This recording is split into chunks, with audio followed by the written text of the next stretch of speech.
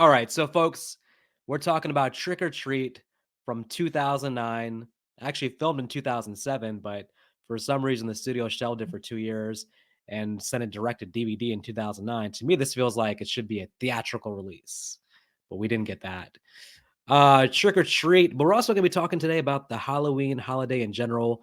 My favorite holiday, I'm guessing probably Nick's favorite holiday too. Well, It actually, my was favorite. until apparently I got too damn old.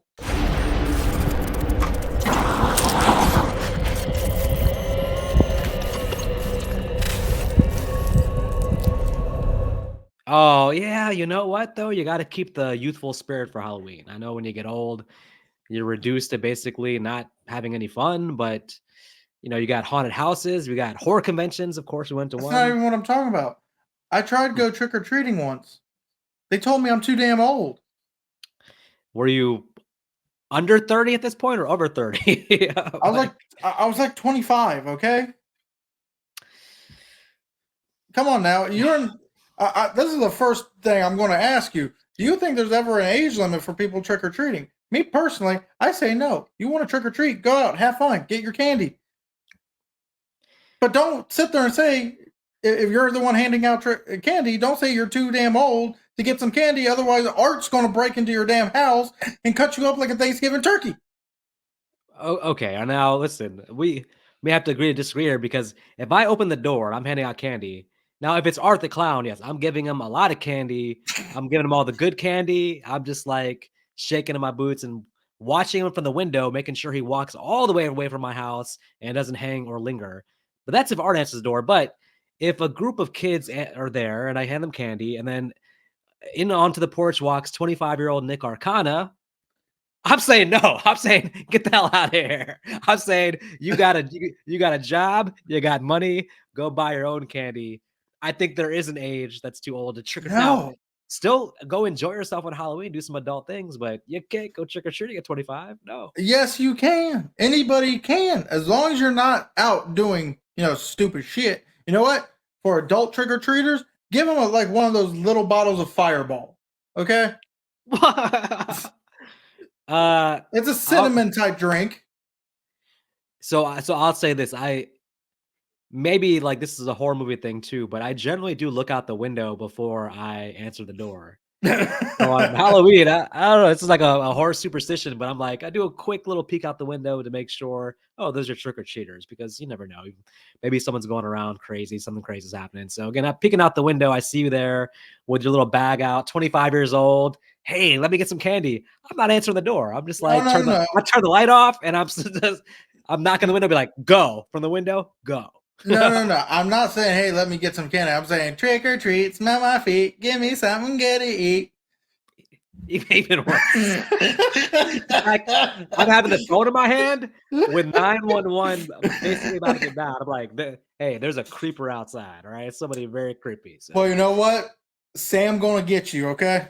no, he's going to be on my side. He's going to get you. He's going to be like, listen, he's like, I'm all about the Halloween spirit, but you're too damn old to be out here getting Halloween candy. Go to Wawa and they have a candy aisle, a 7-Eleven, and help yourself. So, You know what? We now have like 500 subscribers.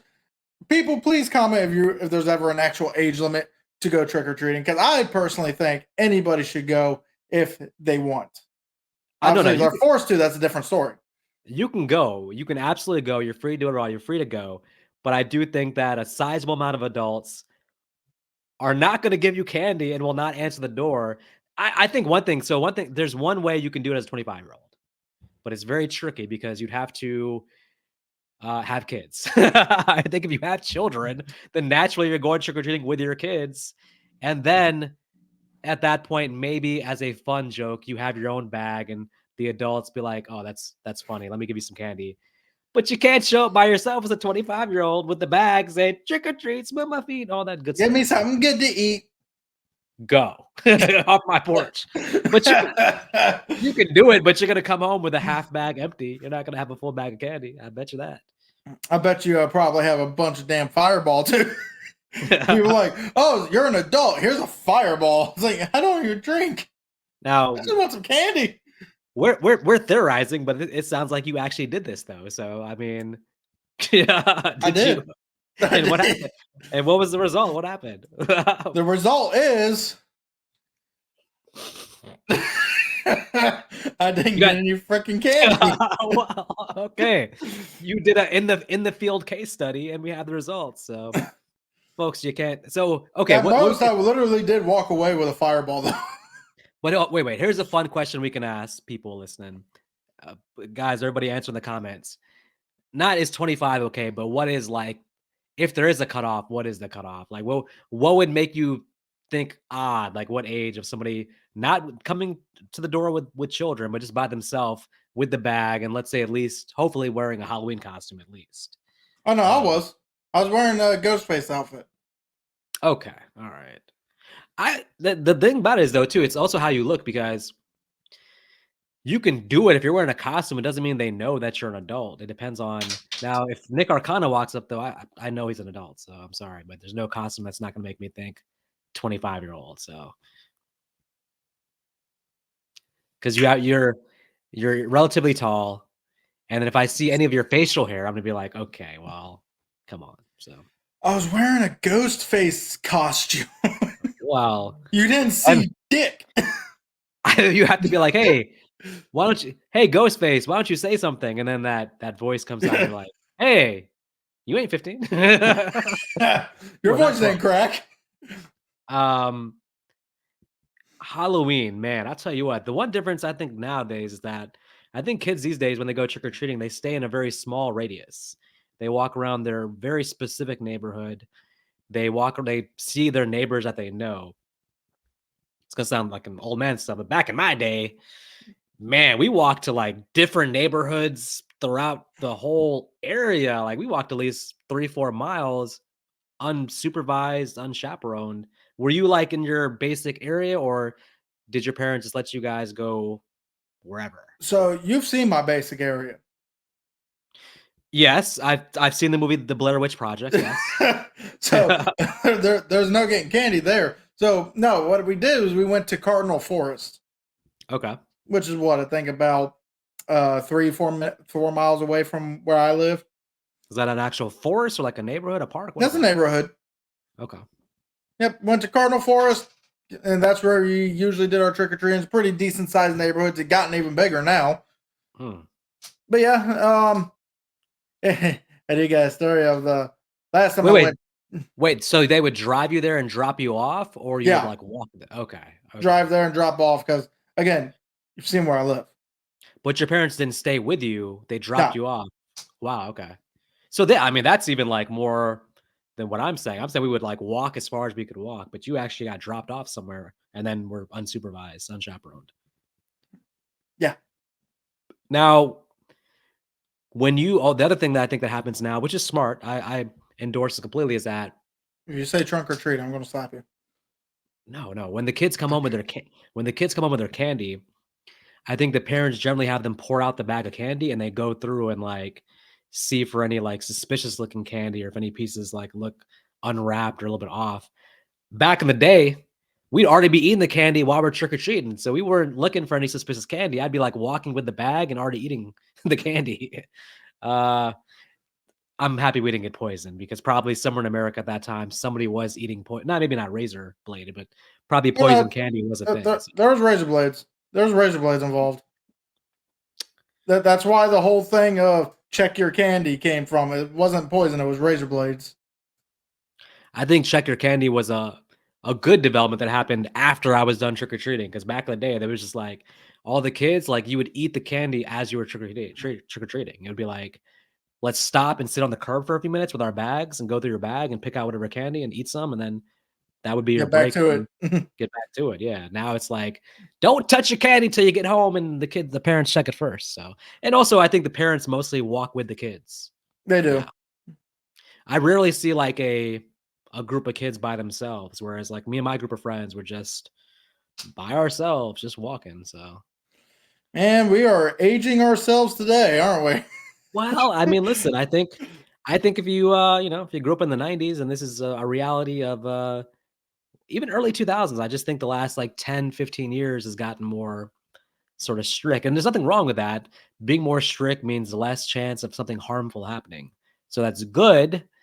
Um, but man, I had some fun memories as a kid with Halloween though, for sure. So I will say there is one thing that actually annoys me more, a more modern thing, and you can say it's safer for the kids because now they're not walking house to house. But can I trash on Trunk or Treat real quick? What is that? You said that. I've never heard that. So Trunk or Treat is where the all the parents go to, like, say like a church parking lot or a school parking lot, Hmm. decorate their car's trunk and Halloween decorations, and then the kids will go to the trunk instead and get the candy there instead of going house to house. Interesting. Wow. Now, Okay. I don't know about you, but I was still always told, don't go to a stranger's car. Apparently, trunk or treat now is, hey, go to that stranger's car to get some candy. Yeah, but is it a stranger though? It sounds like it's like all the parents that they know or something. It Uh, sounds pretty bad if it's like random people. I guarantee you, there's probably some weirdos who do this. Like, yeah, there's a lot to talk about here because also like I would say the other thing I've noticed is that when we went trick or treating back in the day, We waited until the sun went down. even like nighttime, I feel like we started around like 6 or 7, but we finished like at 11 or 12, I feel like. It wasn't like and now when I'm handing out candy, I feel like everybody's done by like 9. I don't see too many trick or treaters after 9. It's like a really quick. You're right, when the sun goes down, it's like they're gone, they're back home, so Yeah, that's us, we the good of it. started when the sun went down.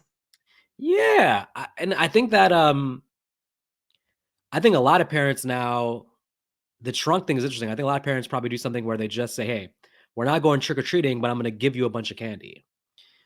So you think about from the kid's perspective, is like, Point. what's the importance? Is it just the candy, or is it the experience of the trick or treating and the candy with that? Yes, the kids are happy with the candy, but the actual trick or treating itself is very fun. Is a lot probably the fun part of the experience also. So trick or treat. Both of us admitted that we saw this first when it came out, but it'd been a long time since we'd seen it. So for me, this felt like a first watch.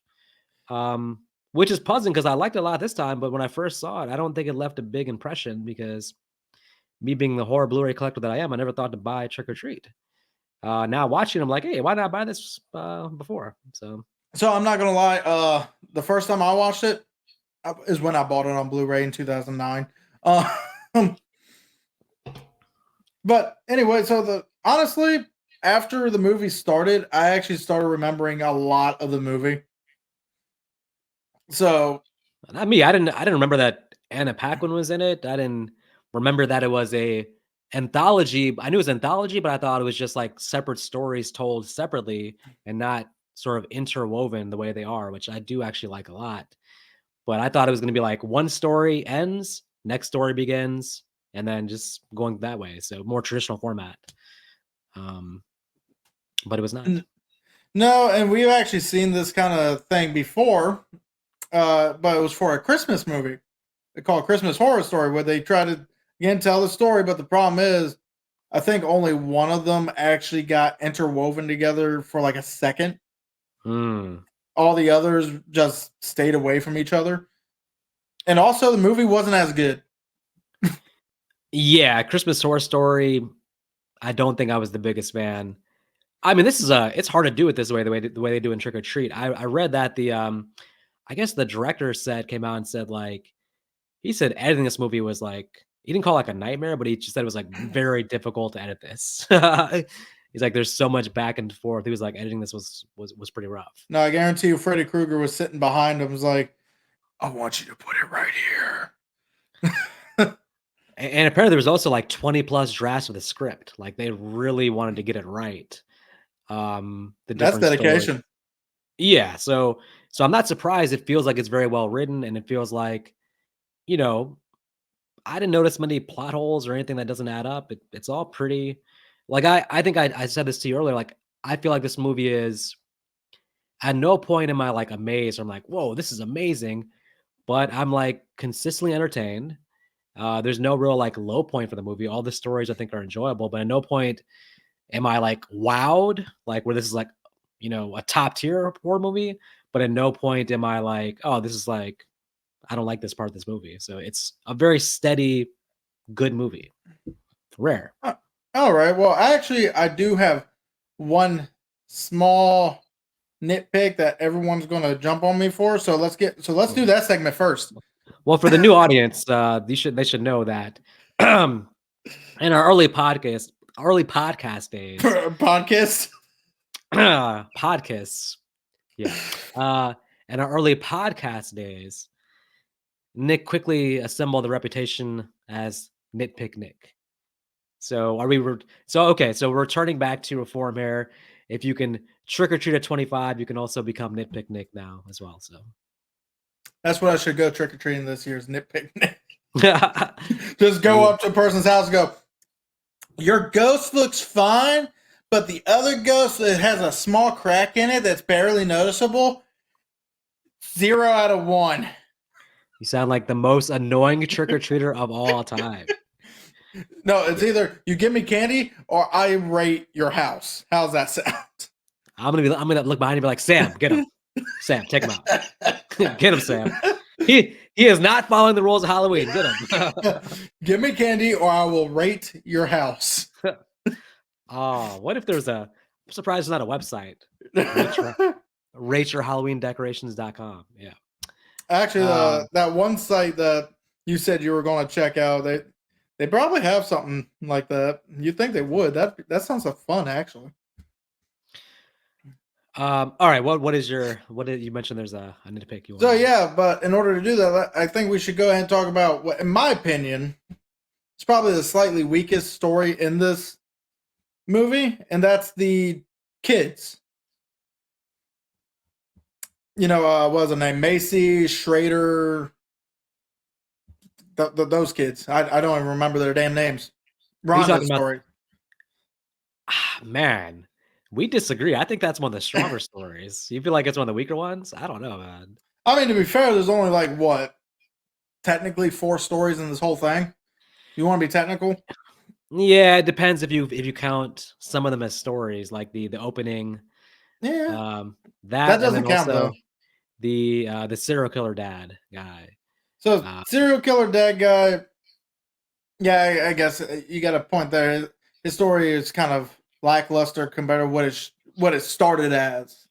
there's a good payoff to his story for sure. What happens to him, but at the beginning you're just like, oh, this is kind of weird. He's a serial killer dad. And then him and his son are carving up the kid as a pumpkin. I was kind of like, okay, so Yeah, I got a question about that one too. But let's just go ahead and talk about these kids for a second. Because the reason yeah. I say it's kind of the weakest is because until we actually get to the rock quarry, and we do get some time before that with these characters, we get nothing with these characters. I mean, they're just going around collecting jack o' lanterns. I'm like, do we really need to see them collect jack o' lanterns? Can't they just already be there with the jack o' lanterns They could have picked up with them already at at the the rock cliff, or the rock either quarry. at the quarry or going to go pick up Rhonda? Mhm. That's probably where their story should have started. They already have it, and besides, Rhonda has so many jack o' lanterns. Be like, hey, can we just take 8 of your jack o' lanterns? Yeah, I don't know. The actual story itself, I like that whole bus thing. To me, felt like a great. It reminded me of the movie The Fog with Well, Jennifer. this is why I'm saying people are probably gonna hate me with what I'm nitpicking because it honestly is gonna make no sense in my brain. It makes no sense, but I'm gonna keep up with it because I already said it. Well, Anyway, this is the man that said that Ghostface is a hired assassin, so we can. he is okay. Anyway, so they get to the rock quarry. You know, tell them the plans. That we get the whole backstory about the kids, how these 8 kids end up tragically dying, Mhm, and the bus driver was never seen again. mhm. Okay, cool. So we go down to what was a lake. I feel like the lake was higher up in the story. Maybe it drained a little in the past like 30 years. Yeah, you're right. It wasn't a big fall. It Yeah, seems. it was just straight in the lake, but how far down they go is actually pretty far down. So I don't Mm. know if the lake just drained or maybe a certain time of the year when the quarry fills up with water. Maybe it's the lake from Camp Crystal Lake where there's no internal consistency with how that lake is each movie. So I don't know. But anyway, so they get down there, they play this cruel prank on Rhonda. showing that these kids are going to deserve what they get, probably except Yeah. for the younger one. I forgot his name, not Schrader, but the The kid one that that's actually nice to her. the one that had like the intestines coming out, who the eye patch kid. Oh no, but yeah, but what about the guy that was actually nice to her? Is what I'm Oh, saying. Schrader, no, he deserved it. He still was part of it, and he had no problems doing it. But Um, he quickly showed regret. That was all I'm saying. no, he quickly showed regret because he was afraid they killed her. Look, He bullying didn't is show bad. regret chasing her down. Bullying is bad, no question. But Anyway, none of these kids deserve to be ripped to shreds, though, right? see The that's my nitpick. punishment doesn't fit the crime. That's my nitpick. We didn't Oh, actually see them get ripped to shreds. oh well, okay. Well, listen, fresh off of seeing Terrifier 3, we know that sometimes all you're gonna get in these situations are sound effects because they don't want to go that extra mile of showing that, especially the tone of this movie wouldn't really support something that over the top. So I feel like. I mean, to be fair, it was still dark because you get the sound effects, you get the screaming. Honestly, that probably is in some people's mind probably scarier than the actual watching them being ripped to shreds. It is. It's sometimes it's not just about the censorship part of it. It's more about leaving it up to the imagination is sometimes a little bit more scary for the viewer. And the bottom line is I could hear what was happening. So I was like, oh, they dead. That's the bottom line. So I Yeah, thought the good thing about that story, I would say, is like I thought that how it played out wasn't what I expected. I thought Rhonda was gonna be one of the ghosts. To me, the most logical end was gonna be that she revealed that she had basically lured them down there on purpose as one of the ghosts. They didn't go that direction, which I thought was, "Oh, okay, this could have been a little more predictable." So I like that part of well, it. how could Rhonda be the one to lure him down there when it was Macy's idea to do it in the first place? Yeah, but I thought maybe that Rhonda it would be revealed maybe that Rhonda had originally told her the story or somehow basically like it was a part of her plan to bring them down here somehow. So um but she wasn't involved at all, which is pretty interesting. So And Sam really did seem to show her respect. he said, "Good job." A good job Well, and left. well, listen, I mean, like I said, bullying is bad, but But I think that's also part of the rules. Actually, is no. I forgot. I didn't really hear all the rules to be yeah. honest with you, because Well, I'm unfortunately I'm watching this on Blu-ray, and for some reason the vocal audio is like down here, and all the actual audio is up here. hmm, I don't know why. it sounds like they did a bad sound mix on the Blu-ray maybe. So Probably. And what's bad is that's almost every Blu-ray I've ever gotten. The vocals are so low, but the music, the background noise, everything is so high. I can't has hear shit. has it been that way on have you seen it on different TVs though, or just always your TV? Oh, it's definitely been different TVs. I've only had this TV for about a year and a half now. Hmm, interesting. But has it been the same Blu-ray player that you're using? Nope, it's always been different. Strange, because yeah, I've had good experiences with sound on Blu-ray mostly. Usually the Blu-ray on sound is much better to me than if it's like streaming or whatever. Well, So sound, like I said, sound itself is fine. It's when they start speaking, I can hardly hear them. I've noticed certain movies, like I think it might be also tied to the movie itself because certain movies, yeah, no matter what the sound system is, when any action's happening, the dialogue just seems to like not really match that. So I've noticed that too. There's certain movies where you have to turn the subtitles because you're like, damn, I cannot understand what the hell they're saying. Anyway, Um, so you want to talk about whatever story you want to talk about next, because there ain't much to choose from. well, that's why the bus story to me was the best story. I mean, you got Anna Paquin's story. I guess was interesting because you didn't really see that twist happening. I thought Yeah, that. So I thought that was, and then the reveal of the serial killer father being the one that's about to get his comeuppance. I thought that was a good twist too. Um, the weird thing I'm wondering is, so he's a serial killer, right? He yep, killed a kid. Well, he poisoned the kid technically. Uh, Now here's the part that I don't understand. So he was burying a body, right? And that body attacked him as he was trying to bury him, and that's where we first see Craig. yep. But then it's later revealed that the kid's head is in the basement.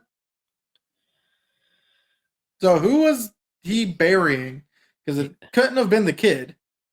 So, okay, well, if we're calling him a serial killer, that means that he must have multiple victims. So he definitely was burying somebody else then.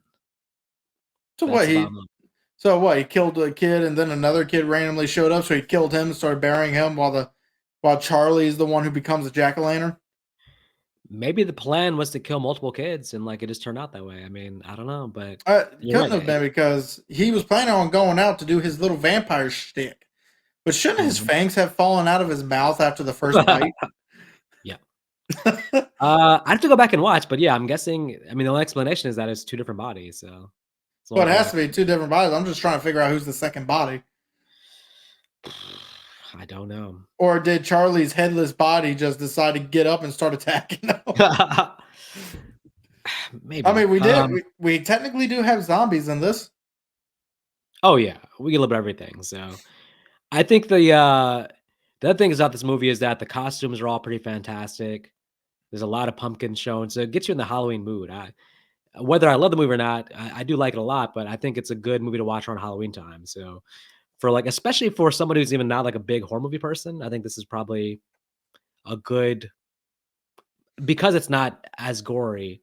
It's a good horror movie to show to like non-horror fans for just like a like hey, Halloween, watch Hocus Pocus and watch Trick or Treat. And they're like, yay! We're not gonna be scared by this. So No, I do. Another thing I like about this movie is actually I do love the color palette that they Mhm, use. I know most of it's at night besides one scene, but everything, but even at night, it still feels like it has like an oranges tint to it, mhm. getting you more into the fall feel. Yeah, that's true. Yeah, and yeah, I mean, I think both of us were talking about this. Like, we were surprised there wasn't a sequel, but then apparently there's still a sequel in development. Um, Yeah, I think it technically started filming from the looks of it around 2023, but then got delayed due to the SAG-AFTRA strikes. And now I don't even know if they've even started back up yet or not. it feels like it'd be a great choice for a movie that goes straight to streaming. Like at this point, I can't see that kind of movie as like a theatrical release for some reason, but I could see it like coming on Shutter or like Amazon Prime. Feels like a good streaming type of movie, like the VHS movies. Um, Can we just so stick with Amazon Prime because then I can watch it? hey, listen, I tell everybody like Shutter's worth trying once. The problem is I didn't find there to be enough material on there to like sustain. Mm. Like if you have it for like a year and like you can pretty much get through all the good stuff in 1 year, but it's not one that I would keep like in the long term. And then on top of that, I mean, Tubi came along and just blows Shutter's collection catalog out of the water. I mean, you can find so much good stuff on Tubi. It's not even sorry. And then I told you about Plex. Been watching Freddy's Nightmares on Plex. So Plex is right there too. It has commercials as well, just like Tubi. But Well, it's free. It's a free streaming service, so yeah, you so gotta make their money somehow. I'm gonna do a separate video about Freddy's Nightmares because I'm finding it to be actually Interesting. fairly. Speaking of anthologies, it's fairly entertaining. Yeah, so far. I've been wanting to check that one. I've been hoping it would come out on DVD so I can get it. Same. No, there's some rights issues or they just don't care. Something about. I mean, I just got the Nightmare on Elm Street 4K, which Blu-ray, which means that maybe they're going to finally give better care to the Nightmare franchise in terms of their home video releases. Because like the Halloween series and Friday 13th series, they've gotten these like amazing Blu-ray collections with like extremely tons of special features, like huge box sets. The Nightmare box set is still like pretty subpar, I would say. No, So they that's could because all it definitely is the movies. There's no real special features except for commentaries.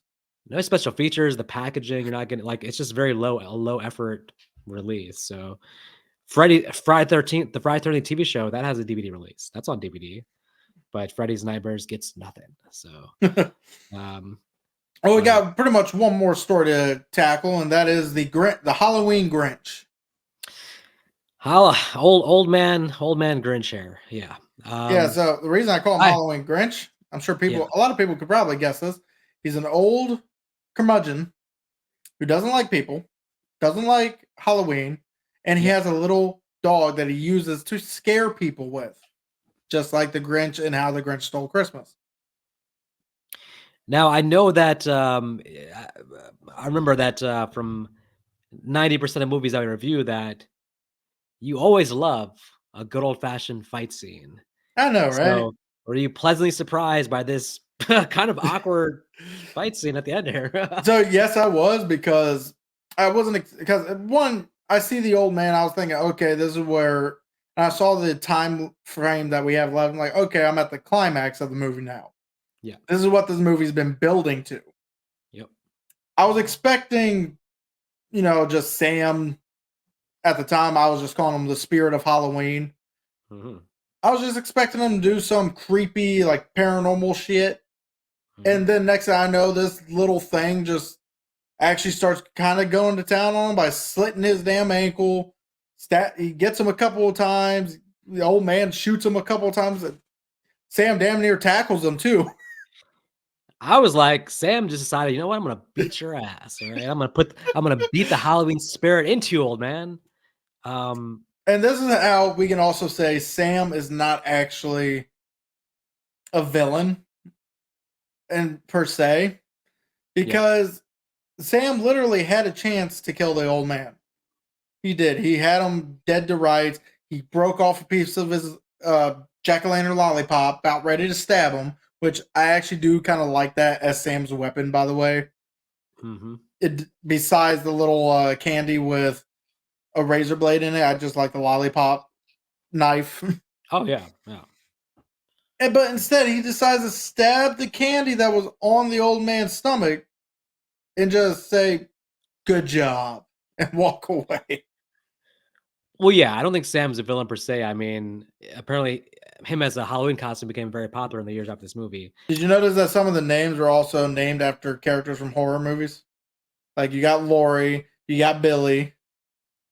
I read also the vehicle from Christine is in the movie too, so there's a lot of little shout outs there, so, but yeah, I would say overall just, definitely if I mean, come on, if it's a we have horror fans here, you guys have probably already seen the movie, but if you haven't, definitely give it a watch, especially around Halloween time.